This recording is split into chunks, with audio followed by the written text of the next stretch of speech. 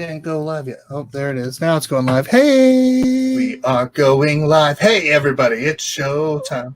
Showtime, and I'm a giant nerd. All right. Do. Oh, yeah.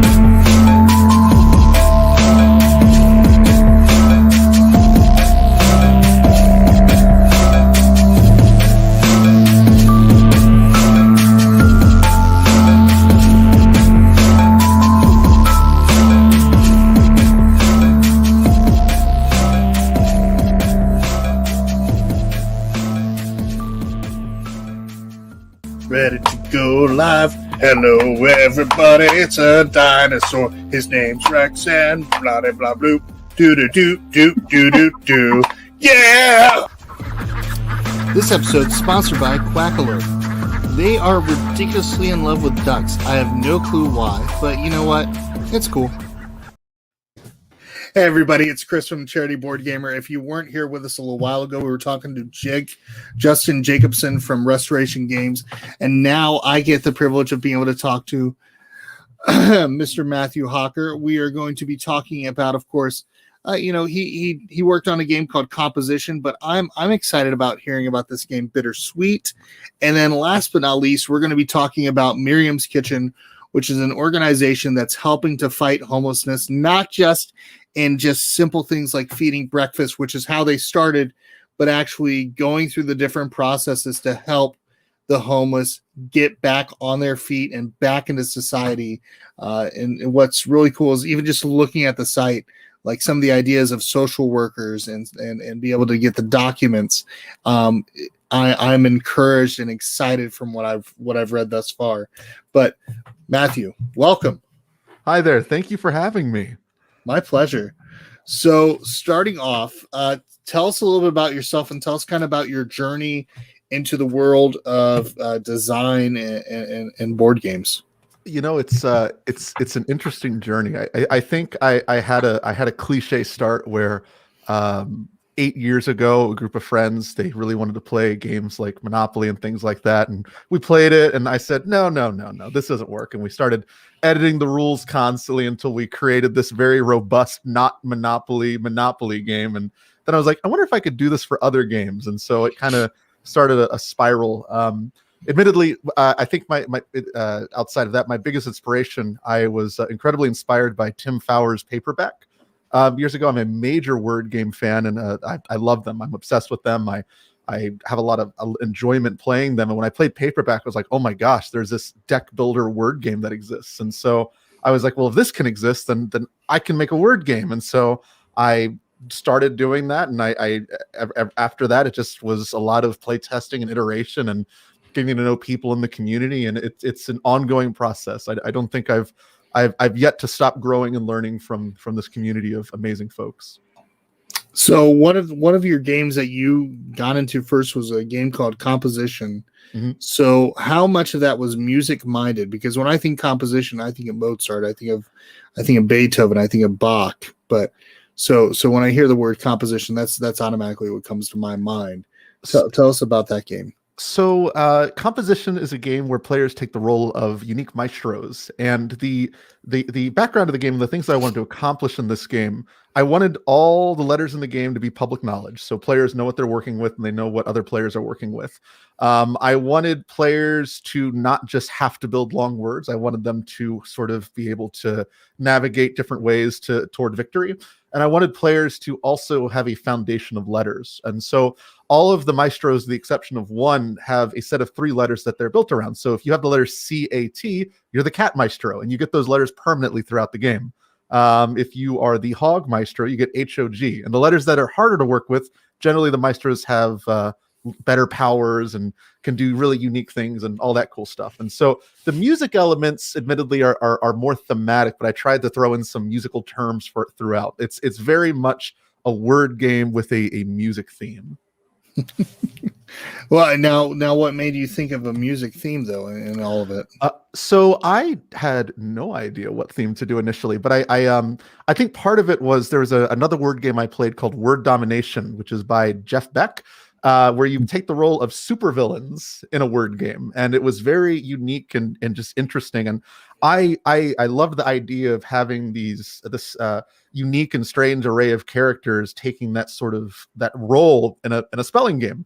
And so I really liked that flavor, and I wanted to do something like that. And I was like, well, I love cute and fun things, so I want to do cute and fun maestros. And I want every player to have 3 letters to start with. And so what are all of these different things? What can I make them? And so you have characters like SUN for sun, imp, IMP, mud, MUD, and all these weird combinations of letters. And so we got to make these characters. And so I worked heavily with Olivia Rom, who was the artist, to sort of come up with these cute character designs, and we gave them batons, and that was that. And then players earn roses for their performances, which are the words that you spell. Very cool. Now, do you play instruments yourself, or? Yeah. I do a lot of music. I do a lot of synth stuff. I do a lot of vocals. I've helped a couple local musicians on a few different albums, and a lot of experimental, wild stuff. But yes, I do play music. I dabble I dabble in guitar and a few other things as well. Very cool. Very cool. Favorite musical piece then? That's and of course Coal Cakes 196 says his style is unique. Yes, that is very true. That is very, very true. I do have a unique style. I do stand-up comedy and improv on before COVID existed. I did that, and I think that goes a lot into how I build music. I like doing weird hijinks and soundscapes. Okay. Not like Dimitri Martin style level of music, or no? No, I'm not that skilled. Okay. But if I was, yeah, maybe. Okay. And now I have to find this stuff. Now, for the comedy side of things, I have to know: is there a Spotify where I can listen to some of the comedic stuff? I don't think I'm on Spotify, but I can send you a link later on. I think it's on iTunes. It's a lot of older stuff, so I'll drop a link your way. I think you'll get a kick out of it. Very cool. Well, that now there's some other game though that's coming up real soon. Was it on the 23rd? Is that right? I think it's on the let's see here. Or is it in March? It's gonna. Well, I'm launching in April. Okay, April. Okay. Yeah, April. Yeah. So right now, I think we're going to launch on the 27th, but I haven't officially announced that yet. But that's the plan as of right now. So we're going to launch on the 27th. Originally, it was going to be on the 13th, but I'm pushing it back 2 weeks to make sure everything is squared away. Because the one thing about making any game ever is that you never stop making the game until it goes to print, and then you're still making the game inside of your mind.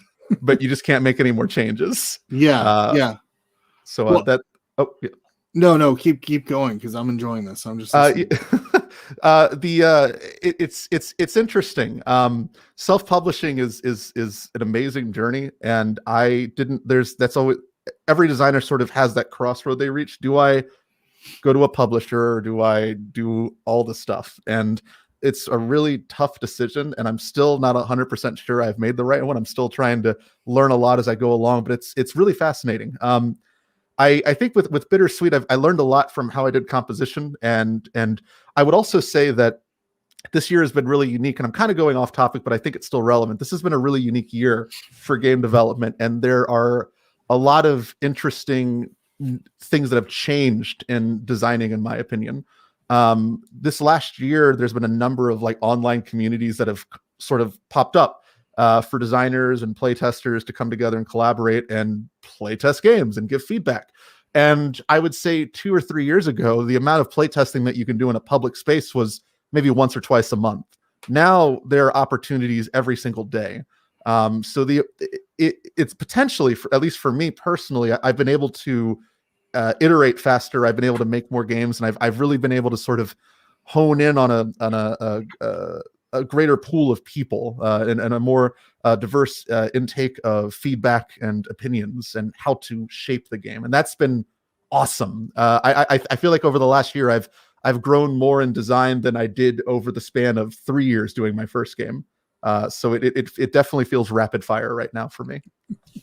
Well, the one thing that I have noticed that I've liked is just seeing how with playtesting how different designers and publishers are able to take the criticism and take the advice of the people playing.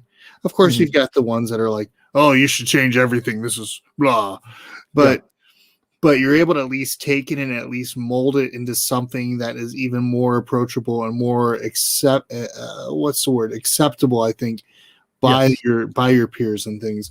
What have been some things going through with Bittersweet that you've learned through playtesting? So there are a couple things I think. Partly, and Bittersweet was more solidifying this for me, and it had slipped my mind in my first game, but you have to have a wide array and a diverse array of perspective on your game, and if you don't have that, there are going to be things that you're going to miss. Period, and that's in any context with your game. The second aspect of that is that it means that if you're only playtesting your game with other designers, or if you're playtesting your game with folks that like a specific kind of game that maybe is not your audience, you need to do the work to reach out to others, and you need to do the work to put your game in front of others and get that feedback the best you can. I think with Bittersweet, for me, the biggest lesson is like, I have a lot of feedback. Is this feedback from a lot of people? And is this feedback from people that just look like me? Or is this feedback from a variety of voices that can really see things that I might be missing or really strengthen the game in ways I wouldn't have even thought of? And that has been the through line through all of this. The internet has sort of, with design going online, you have this almost global playtesting experience. And that's been exciting, fascinating, and sometimes anxiety inducing, because you're getting feedback from a whole different like world of perspective, and you'll just hear things that are like, what on earth? I never thought of that. And that's been really cool.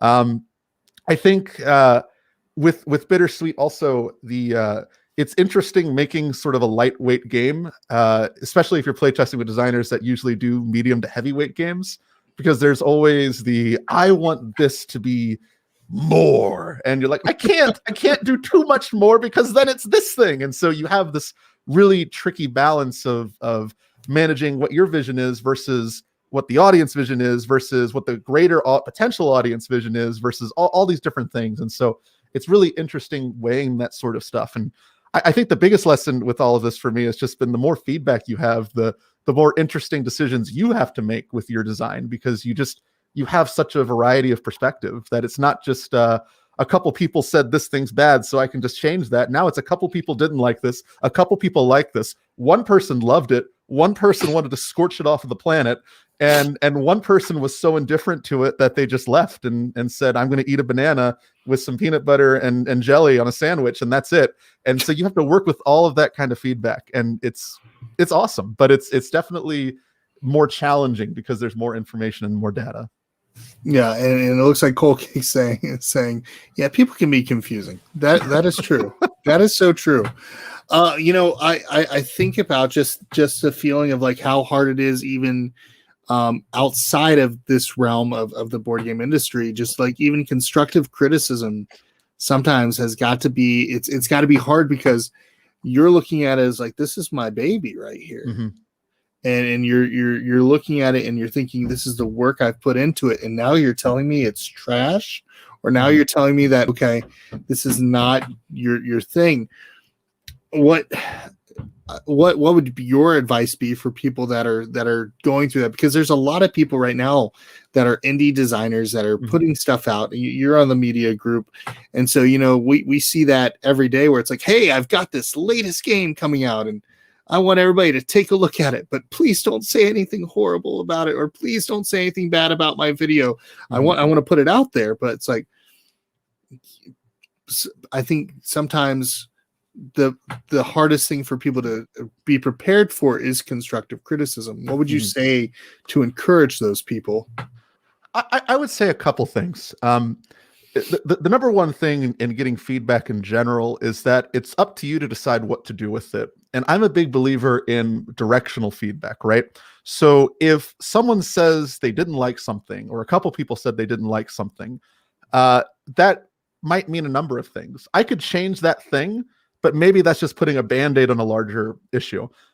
Really, it just comes down to, at the end of the day, when you're getting feedback, when you're getting insight, it's all about what your goals are.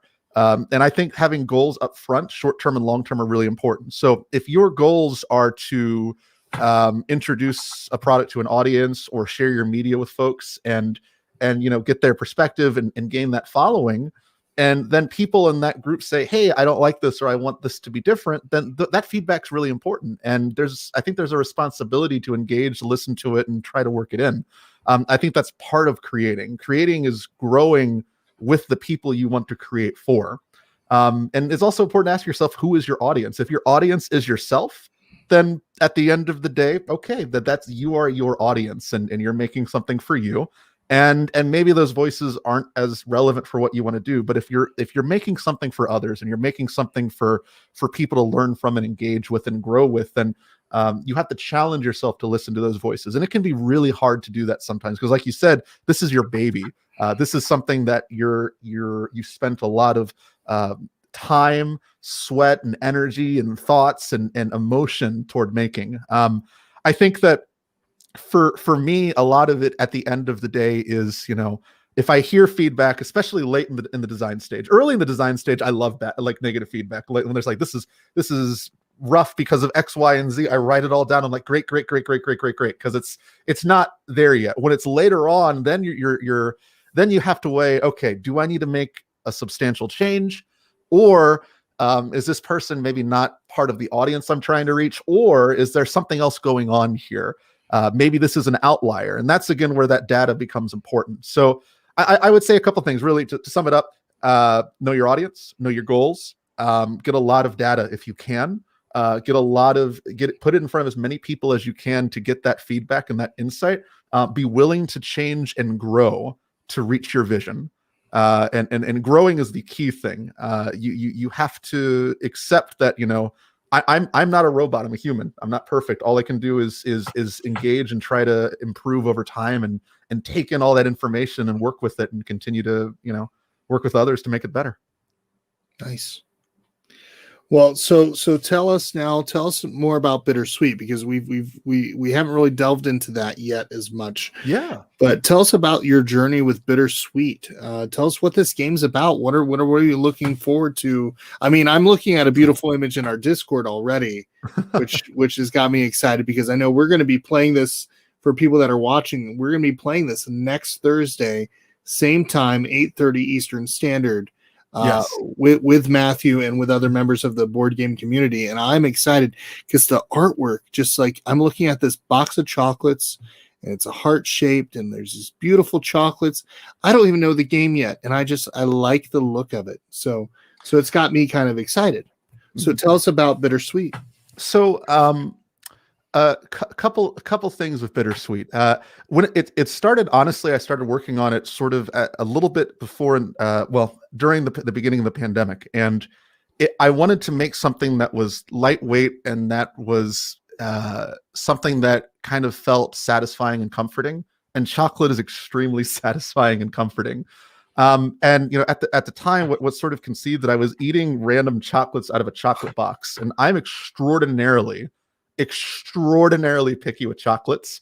And so and this chocolate box, couldn't find any information on what the different chocolates were. So I was just biting into one, and I went, ugh, no! So what I only like crunchy chocolates. And so, and I put it back down, and I put it back in the box, and I closed it. And then someone else later opened the box and said, who put this half-eaten chocolate in here? I was like, that was me. And so I kind of had this idea, like, what if players are just trying to literally just get their favorite chocolates, and they don't know what the chocolates are? They're all individually wrapped. And so that's kind of how it was conceived. And it was a 2-player game for about 6 months. And I was terrified of the idea of how to make it a 3 or 4-player game. I couldn't imagine it. It didn't make sense. And everything I thought of, I tried to change the nature of the game to make it fit for more players. And then eventually I was like, what if I just put some more cards on the table for 3 to 4 players? And it worked. It worked just fine. And so I was like, great. Okay, cool. So this is a 2 to 4 player game now. And then I kept play testing it with that in mind. But it's a pretty quick game. You're trying to snag your favorite chocolates. Each player has a chocolate they find yummy and a chocolate chocolate type they find yucky. So, for example, you might find creamy chocks yummy, and you might find heart-shaped chocolates yucky for some reason. You just don't like heart-shaped chocolates, and so you're trying to avoid chocolates potentially that have the yuck factor, and you're trying to get more chocolates that have the yum factor. And then each individual chocolate also has points that you're keeping in mind as you progress. And then finally, there are two special kinds of chocolate in this game. One of which is a little devious. It's a chocolate covered vegetables. Ew. So, I know, chocolate covered olives, a chocolate covered tomato, things like that. And you're like, oh no, and then you want to put it back down. And so, but you know what? What's interesting, I have learned from playtesting this that there are a lot of people that like a lot of chocolate covered vegetables that I didn't expect. I learned about I have chocolate covered garlic, for example. Oh yes, the olives are definitely the worst in the game in terms of the ability. But I had one playtester take the chocolate garlic, and they said, "Is this supposed to be bad? I love chocolate garlic." I was like, "What?" And I learned that there's a garlic convention where they do chocolate covered garlic in one of the booths, and apparently it's a big thing. Now, is it like is the garlic cooked or? No. So everything they're very jokey chocolates, and so all of the vegetables are just the standard vegetables covered in chocolate. Yeah. And so and then outside of that, there are these positive chocolates. They're wild chocolates. They give you bonus points. They're little chocolate animals. They're super cute. And then there's one wild chocolate that's a little devious that we'll probably see when we play. And so that's been for me. I like elements. I like elements in games that are cute and charming, but also might be a little goofy and funny sometimes. But I love it when those sorts of things come together. I worked with Olivia Rahm and Ashley Miller for this project very heavily to kind of get those aspects right. And it's just been a lot of fun. I think the most satisfying thing in this game for me is when playtesters finally said, I feel like I'm taking chocolates out of a box of chocolates. And once that happened, I was like, awesome, we did it. That's really cool. Yeah. I mean, that does. I mean, I like the way that you described the idea of pulling chocolates out of a box and tasting just the horrible feeling of eating different chocolates, and then just kind of like, maybe nobody will notice. Yeah.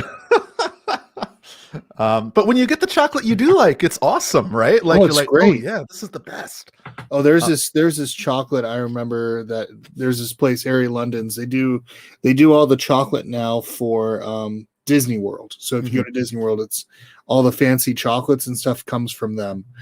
But there's a chocolate that you could go on a tour and you could actually taste all their quote unquote defect chocolates at the end, and it was like one of the best things ever on a tour. Yeah, because their defects is like, the little salt on the salted caramel is just not positioned just right. I'm like, are you freaking kidding me? I will take that chocolate. I'll take every single defect you've got. They even have like a was it a chocolate scientist that works there?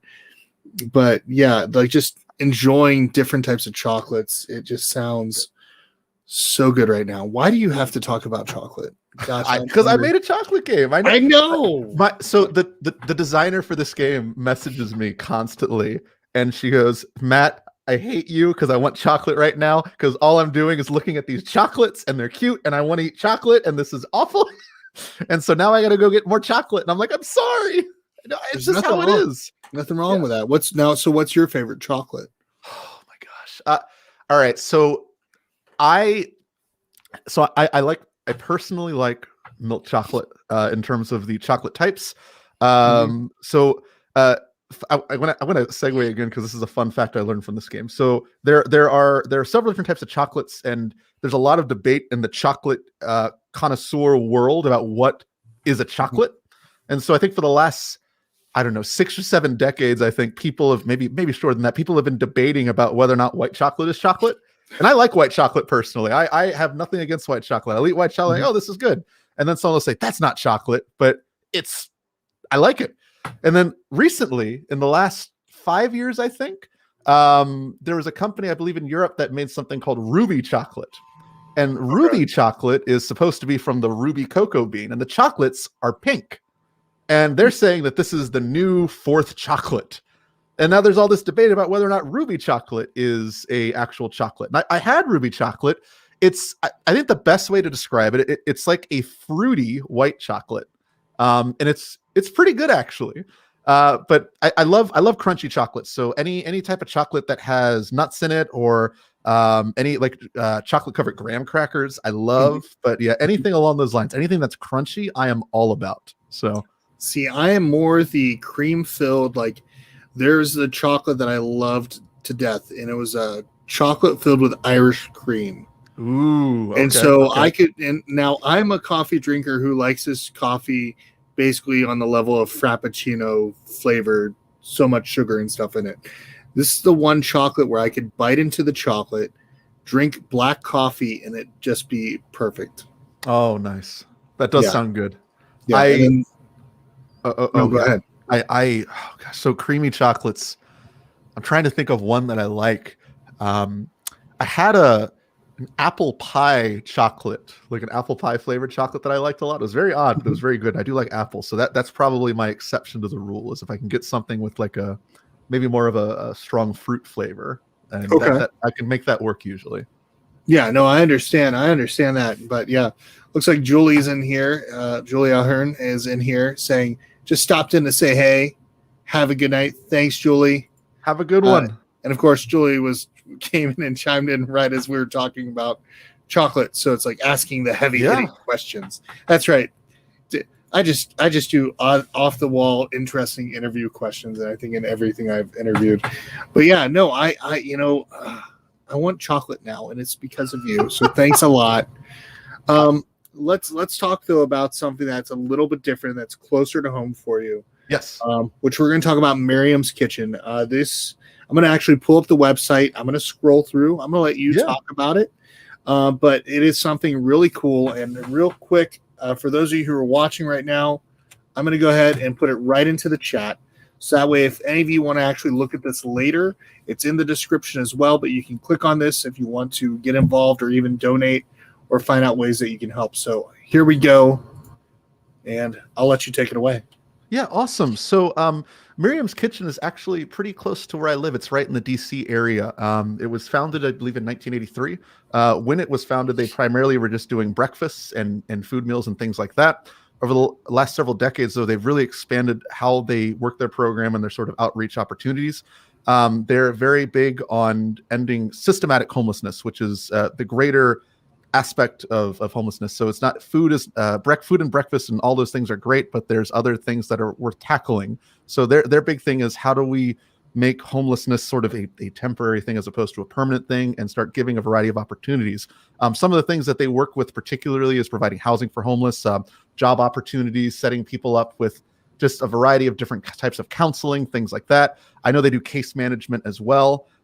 Really, everything about it is sort of in a systematic change approach, which I think is very valuable, because it's not just a Band-Aid approach. It's an approach that revolves around, helping someone in all aspects of their life. And I think that is essential. This issue does hit home for me a little bit.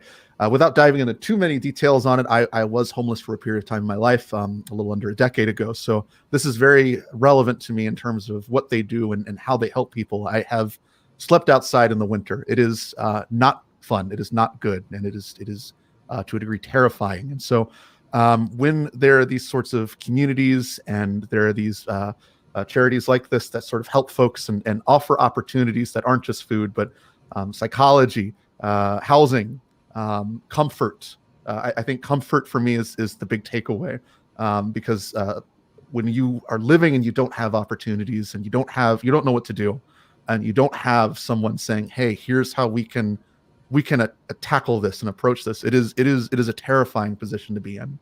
And so I think something like this is extraordinarily relevant for folks who are in those challenging situations. And I think something like this helps people have more opportunity to not have to compromise in difficult or humiliating ways. They can work with a community of folks that want to help them and want to assist them and get them things that they need to survive, but not just survive, but to live and feel human again. And I think that's so significant and powerful and good. Yeah, I mean, just reading through this, I mean, the whole story behind it, it was just started out as just doing breakfast. And then after a while, I love the fact that it was like, okay, what can we do more? What else can we do to make a difference? And so I love the fact that it helps with social work, with helping. I mean, because a lot of homeless don't have their identification. They don't have all the documents that they need to be able to go out, to get a license, to be able to get back into society and get a job.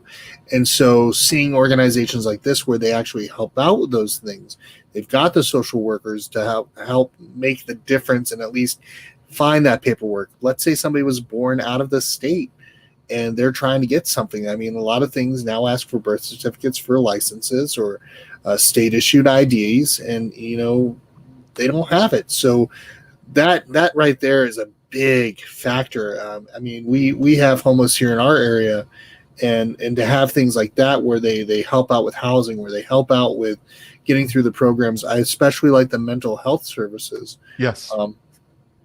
Because it's got to be rough. It's got to be rough. And like you said, yeah, sleeping out in the cold is not easy. I mean, it's been a very cold week for a lot of people, especially with snow and everything. And I mean, we have an area where right outside of actually a shelter, there's an area where some people still lay out on the sidewalk and they bundle up together to stay warm throughout the night. It's sad. It's sad because there's so much that we can do to make it better. There's so many ways that we can help. So, it's important for us to get involved. And I mean, I love this whole thing with case management. This year we'll provide case management services to 5,000 of our guests. I mean, it's beautiful. That's just beautiful. I know for you to be supporting this is awesome. And I appreciate you sharing your story about where you've been and how now, looking at you now, you're not in that situation. I was going to say, I think it's so hard to navigate that world alone. And I don't think it's necessarily possible to climb out of that space alone. Personally, I think it's extraordinarily hard.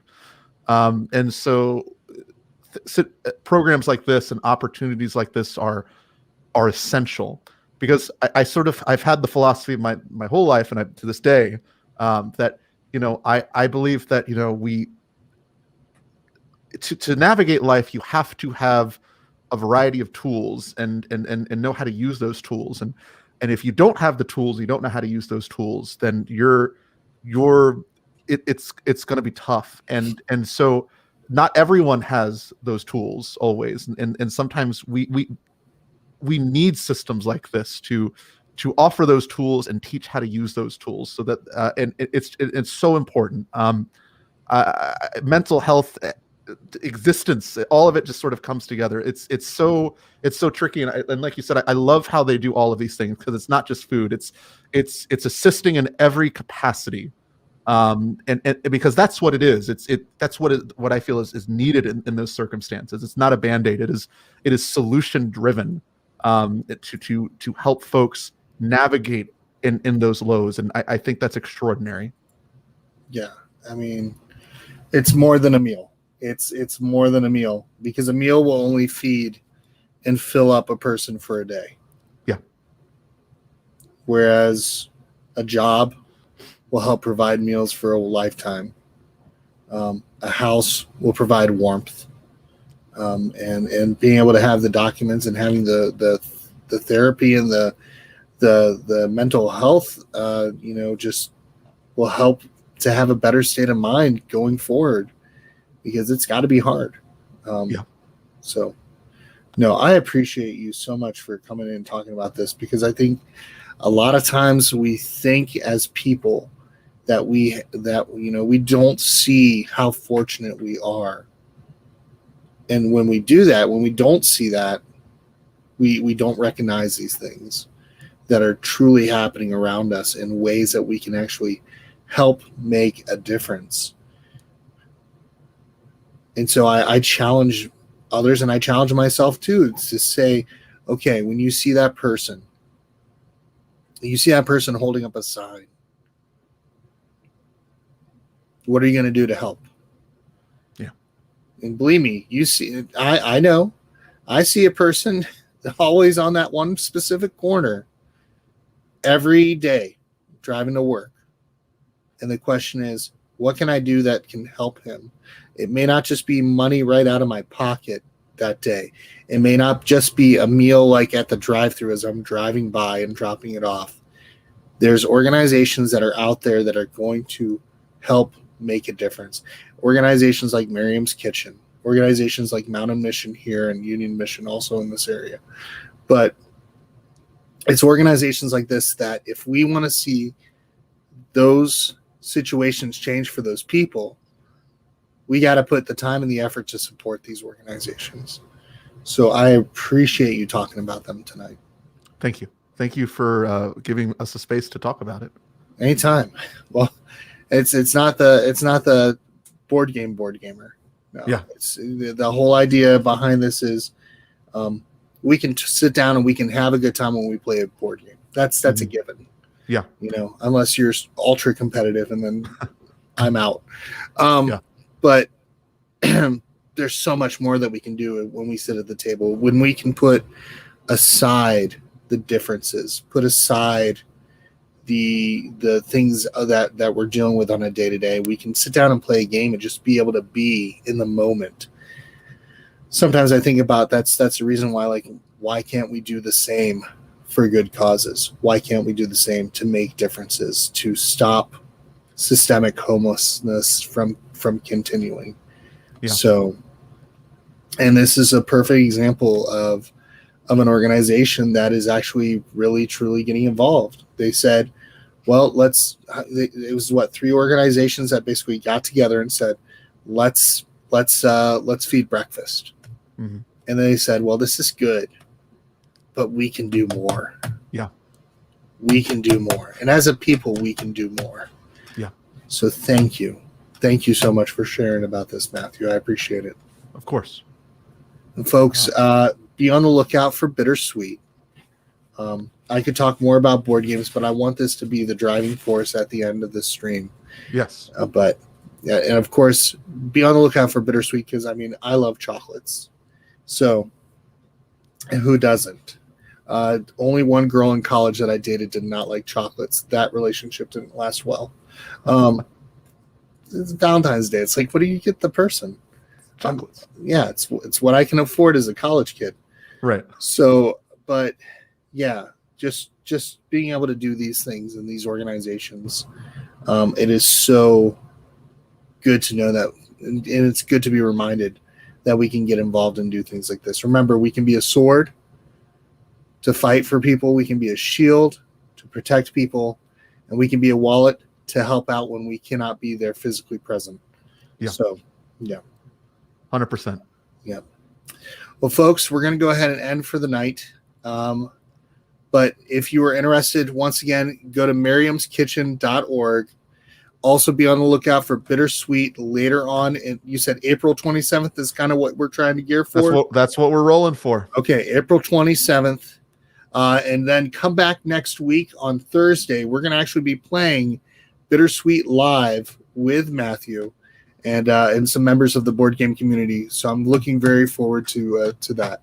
But remember, folks, if we can gather at the table, we can do the same for a good cause. So everybody have a great night. We'll see you later. Have a good one. See you around. We also want to thank our sponsor, Greenbrier Games. Be on the lookout for Lost Ones hitting the Pledge Manager soon.